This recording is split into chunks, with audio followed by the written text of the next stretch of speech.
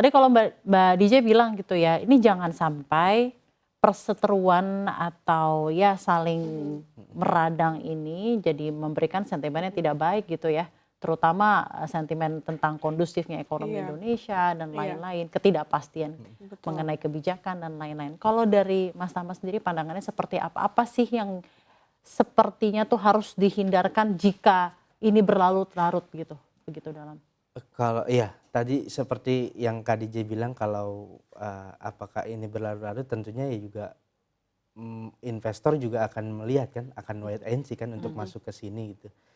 Tetapi pemerintah juga harus melihat sih, kalau untuk sekarang hilirisasi kan juga udah terlalu banyak ya, khususnya untuk nikel gitu, sudah mencapai seratusan lebih smelter nikel di Indonesia. Yang otomatis, produksi nikel di Indonesia juga kan jor-joran kan. Ya kemungkinan itu yang dipandang sama, kubu sebelahnya pemerintah untuk mengkritis ini gitu. Nah, selanjutnya apa yang harus dilakukan pemerintah gitu.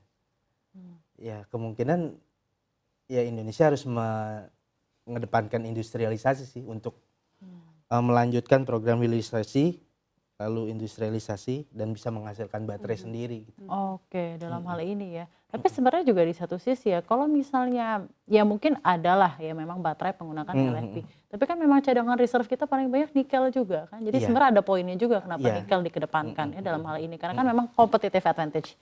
Indonesia nikel. punya reserve banyaknya nikel, tapi ada catatan-catatan itu lagi ya kalau kita berusaha melihatnya secara objektif. Nah, saya ingin tanggapan Anda nih, Mas Tama. Pak Bahlil di konferensi pers Rabu kemarin bilang nih ya, karena nggak bisa lobi Pak Jokowi, Pak Luhut dan saya, maka asing melobilah calon pemimpin lain untuk segera kita stop atau buka kembali ekspor nikel. Jadi Bapak Ibu silakan simpulkan sendiri yang betul-betul mementingkan kepentingan nasional siapa. Tapi menurut saya ada poinnya karena memang nikel ini ya jagoan Indonesia. Kita punya reserve yang luar Kita punya biasa reserve yang luar melimpah biasa. gitu ya. Masa tiba-tiba ke lithium kan emang kita nggak punya gitu ya. kompetitif teknik lithium yang banyak gitu ya. Bagaimana tanggapan Anda? Kalau aku melihat sih, ya Pak Bahlil seperti asal bunyi aja sih ngomong kayak gitu. Toh Indonesia sendiri, maksudnya investor di luar itu ingin membangun hilirisasi di Indonesia. Kalau misalkan ada lobby-lobby untuk melepas atau mengekspor lagi nikel ore, itu kemungkinan malah pasarnya justru nggak ada gitu. Karena investor justru udah membangun hilirisasi di Indonesia. Dan sebanyak itu gitu. Sampai seratusan lebih gitu.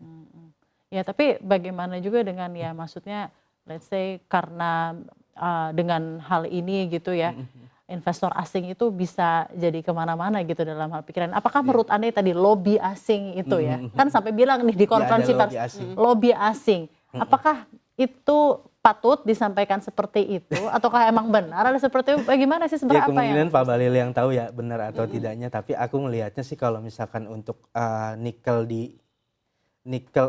dilepas lagi untuk diekspor secara mentah kayaknya sih enggak. Karena pasar hilirisasi di Indonesia itu udah besar banget gitu. Jadi kalau misalkan ekspornya dibuka lagi, nanti smelter yang di sini dapat apa? Iya, karena Iya juga kan untuk gitu. menjaga ini. Untuk Silakan menjaga Mbak DJ kalau ada smelter tambahannya juga seperti apa?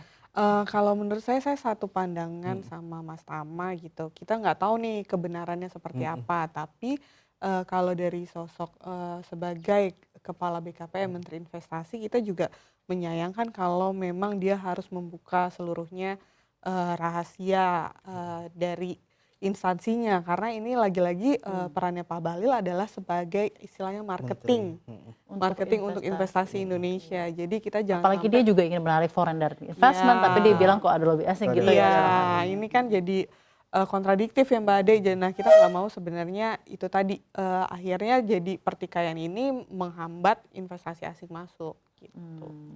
Jadi itu yang sebenarnya kembali lagi ditakutkan gitu ya dalam hal ini ya.